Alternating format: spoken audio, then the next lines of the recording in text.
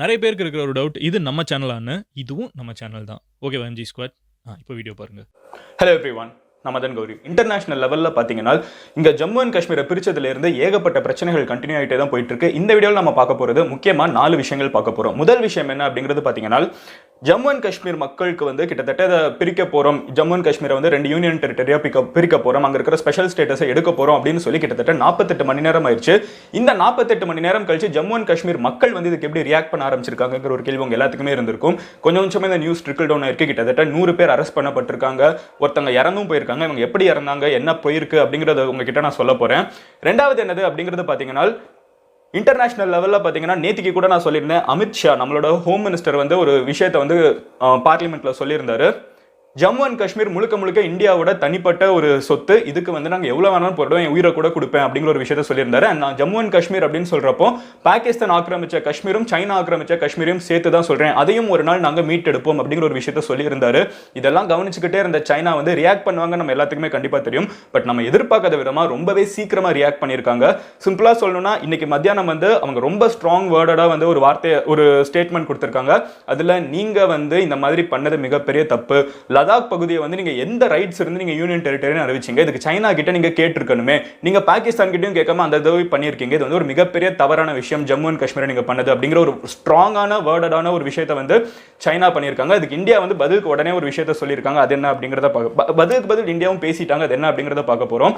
And மூணாவது விஷயம் என்னன்னு பாத்தீங்கன்னா, இன்டர்நேஷனல் லெவல்ல சைனா வந்து பாகிஸ்தானுக்கு இவ்வளவு வரிஞ்சு கட்டு வந்து நிக்கிறதுக்கு காரணம் வந்து அக்ஸை சின் அப்படின்னு சொல்லப்படுற சைனா ஆக்கிரமிச்ச காஷ்மீர் மட்டுமா அப்படின்னு கேட்டீங்கன்னா கண்டிப்பா கிடையாது. இந்தியாவுக்கு எப்படி ஒரு ஜம்மு அண்ட் காஷ்மீர் அப்படிங்கிற ஒரு விஷயம் இருக்கோ, அதே மாதிரி சைனா அதாவது பாகிஸ்தானுக்கு வந்து பலோச்சிஸ்தான் அப்படிங்கிற ஒரு பகுதி இருக்குது. ஜம்மு அண்ட் காஷ்மீர் மாதிரி 100 மடங்கு அதிகமான போராட்டங்களையும் அதிகமான மக்கள் உயிரிழப்புகளையும் சந்திச்ச ஒரு இடம் தான் வந்து பலோச்சிஸ்தான். இந்த வீடியோல இந்த பலோச்சிஸ்தான் பிரச்சனைனா என்ன, இந்தியா எப்படி வந்து பலோச்சிஸ்தான் மக்களுக்கு ஹெல்ப் பண்ணுது, இந்தியா வந்து ஜம்மு அண்ட் காஷ்மீர் கிட்ட இருக்கிற ஸ்பெஷல் ஸ்டேட்டஸ் எடுத்துட்டோம்னு சொன்னோன்னா பாகிஸ்தானுக்குள்ள இருக்கிற பலோச்சிஸ்தான் அப்படிங்கிற ஒரு ப்ராவின்ஸ், கிட்டத்தட்ட ஒரு ஸ்டேட் மாதிரி ஒரு மிகப்பெரிய ப்ராவின்ஸ், அங்க வந்து இந்தியாவோட கொடியை கட்டி பறக்க விடுறது, இந்தியாவுக்கு சப்போர்ட்டா பேசுறதுக்கு பாகிஸ்தான்ல ஒரு மிகப்பெரிய செட் ஆஃப் மக்கள் இருந்துட்டு இருக்காங்க.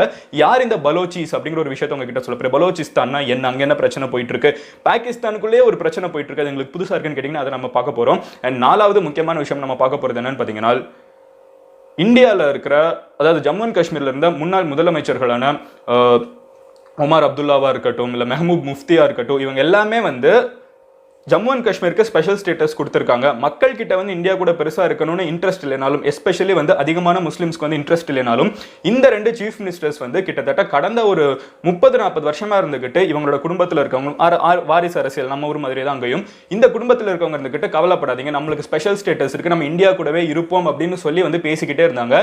இதனால வந்து அங்க இருக்கிற மக்கள் கிட்ட வந்து உங்களுக்கு ஒரு பெருசா ஒரு ஈடுபாடு இல்லை அப்படின்னு சொல்லலாம். பட் எலெக்ஷன்ல மோஸ்ட் அவங்க ஜெயிச்சுக்கிட்டே இருந்தாங்க கம்மியான மார்ஜின்ல. இப்போ ஃபைனல் என்ன இருக்குன்னு பாத்தீங்கன்னா, இந்த ஒரு இம்போசிஷன் அங்க வந்து கம்ப்ளீட்டா வந்து ஜம்மு அண்ட் காஷ்மீர்ல எந்த விஷயமும் பண்ணக்கூடாதுங்கிறதுனால, வெளியே போய் வந்து பேசக்கூடாது, எலக்ட்ரிசிட்டி அதாவது கம்யூனிகேஷன் இருக்கக்கூடாது, டெலிஃபோனை கட் பண்ணிட்டாங்க, இந்த மாதிரி விஷயங்கள்னால இந்த சீஃப் மினிஸ்டர்ஸ் முன்னாள் முதலமைச்சர்களையும் வந்து ஹவுஸ் அரெஸ்ட்ல வச்சிருக்காங்க. இதுல ரொம்ப முக்கியமா மெஹபூப் முஃப்தி அப்படிங்கிறவங்களால வந்து தனியா கொண்டு போய் கவர்மெண்ட் கெஸ்ட் ஹவுஸ்லேயே தனியா லாக் பண்ணி வச்சுட்டாங்க அப்படின்னு சொல்றாங்க. அவங்களோட பொண்ணெல்லாம் இன்னைக்கு வந்து ரொம்பவே சோகமா ஒரு வீடியோலாம் அப்லோட் பண்ணியிருந்தாங்க, என்னோட அம்மா வந்து தனிமையில வச்சிருக்காங்க அப்படின்னு. இதெல்லாம் மொத்தமா பாக்குறப்ப வந்து ஒருவேளை ஒரு போராட்டம் வெடிக்குமா அப்படிங்கிற ஒரு கேள்வியும் எதிர்பார்க்கப்படுது. ஜம்மு அண்ட் காஷ்மீர்ல மக்கள் வந்து இதை எப்படி எடுத்துக்க ஆரம்பிச்சிருக்காங்க அப்படிங்கிறத பார்க்க ஆரம்பிப்போம். ஜம்மு அண்ட் காஷ்மீர்ல இப்பவும் இயல்பு நிலைமை வந்து திரும்பிடுச்சு அப்படின்னு கேட்டீங்கன்னா கண்டிப்பா கிடையாது. பட் இன்னைக்கு வந்து கவர்னர் வந்து அங்க இருக்கிற மிலிட்டரி ஆஃபீஸர்ஸ் எல்லாம் கூப்பிட்டு வச்சு பேசுறப்போ அவங்க சில விஷயங்களை சொல்லியிருக்காங்க. மார்க்கெட்டுக்கு கொஞ்சம் கொஞ்சமா மக்கள் வர ஆரம்பிச்சிருக்காங்க. மார்க்கெட்ல அதிகமான விலைக்கு பொருட்கள் விற்கப்பட்டு இருக்கு. ஏன்னா வந்து நிறைய மார்க்கெட் திறக்கல, சில மார்க்கெட்ஸ் தான் திறந்திருக்கு. இருந்தாலும் மக்கள் வந்து கொஞ்சம் கொஞ்சமா இயல்பு நிலைமைக்கு திரும்பிட்டு வந்துட்டு இருக்காங்க.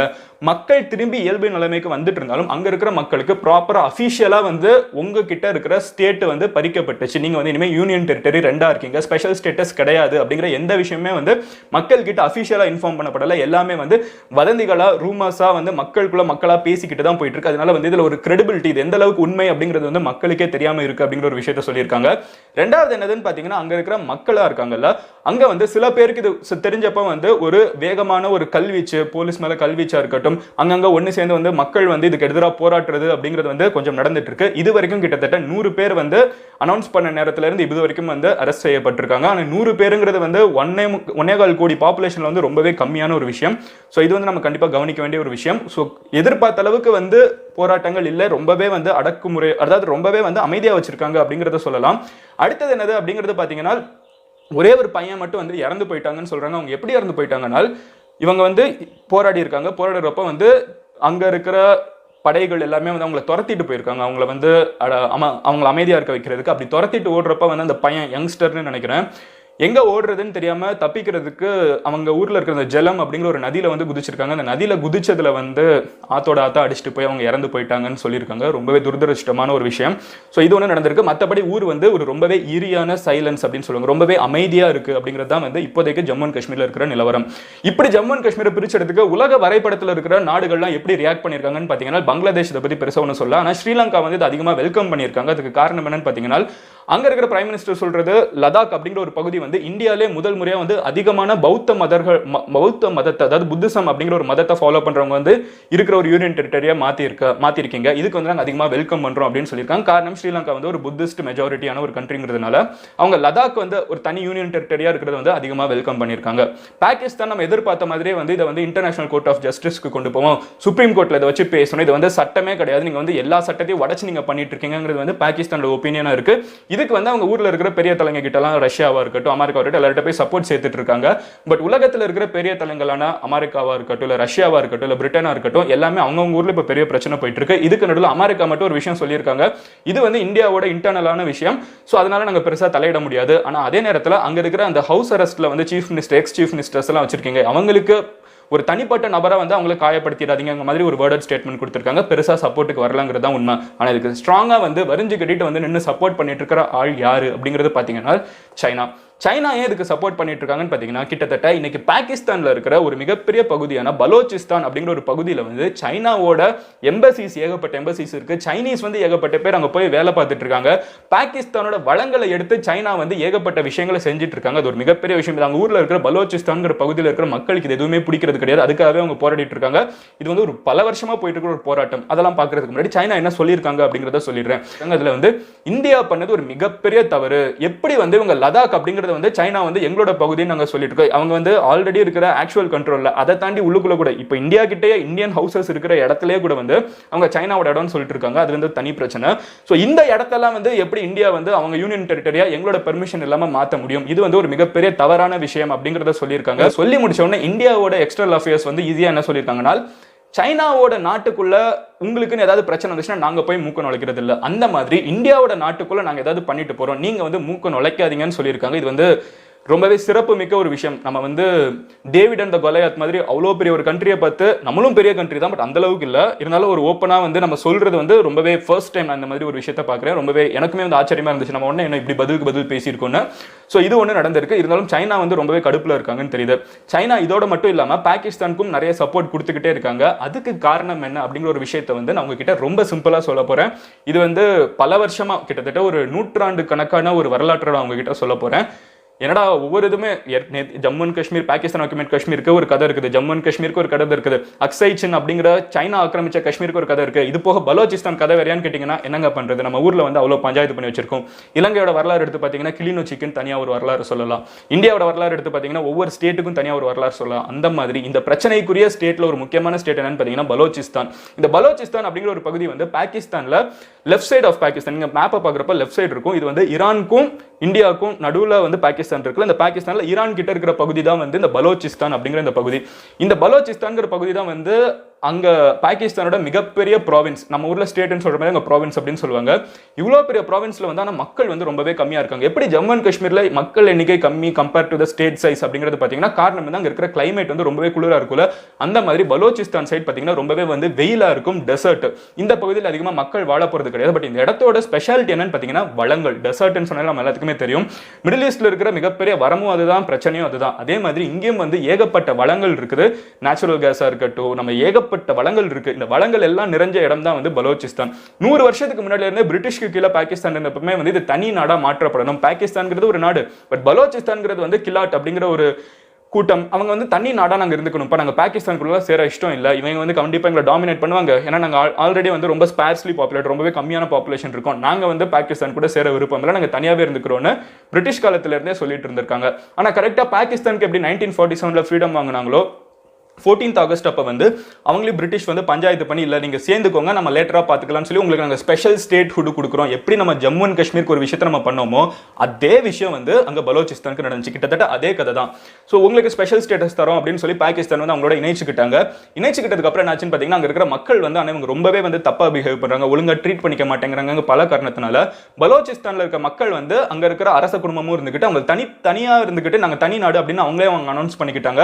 உலகத்தில் இருக்கிற எல்லா கண்ட்ரிஸ் கிட்டையும் சொல்லிக்கிட்டாங்க நாங்கள் இனிமேல் தனி நாடு, நாங்கள் பாகிஸ்தான் கூட இல்லைங்கிறத அவங்க அனௌன்ஸே பண்ணிட்டாங்க. ஜம்மு அண்ட் காஷ்மீர் அந்த மாதிரி பண்ணதே கிடையாது. பட் பலோச்சிஸ்தான் சொந்தமாவே பண்ணிட்டாங்க. இதை பண்ணி முடிச்சோன்னா பாகிஸ்தான் வந்து பதட்டத்தில் என்ன பண்றதுன்னு தெரியாம ரொம்பவே வந்து அவங்களோட படைகள் வீரர்கள் எல்லாத்தையுமே உள்ள இறக்கி அங்க இருக்கிற பெண்கள் குழந்தைங்கன்னு பார்க்காம ஏகப்பட்ட தவறுகள் நடந்து இந்த இடத்தையே வந்து ஒரு படையை யூஸ் பண்ணி கண்ட்ரோல் பண்ண ஆரம்பிச்சாங்க. ஜம்மு அண்ட் காஷ்மீர்ல என்ன நடந்துச்சோ அதே விஷயம் வந்து அங்க நடந்துச்சு. என்ன இங்க ஒரு மத பிரச்சனை கிடையாது, அதை தாண்டி வந்து என்ன சொல்றது இனப்பிரச்சனை அப்படின்னு சொல்லலாம். இப்போ எப்படி வந்து நார்த் இந்தியன் சவுத் இந்தியன் அப்படின்லாம் இருக்குல்ல, நம்ம ஊரில் அது பிரச்சனை கிடையாது. பட் அங்கே வந்து அது பிரச்சனையாக இருந்திருக்கு.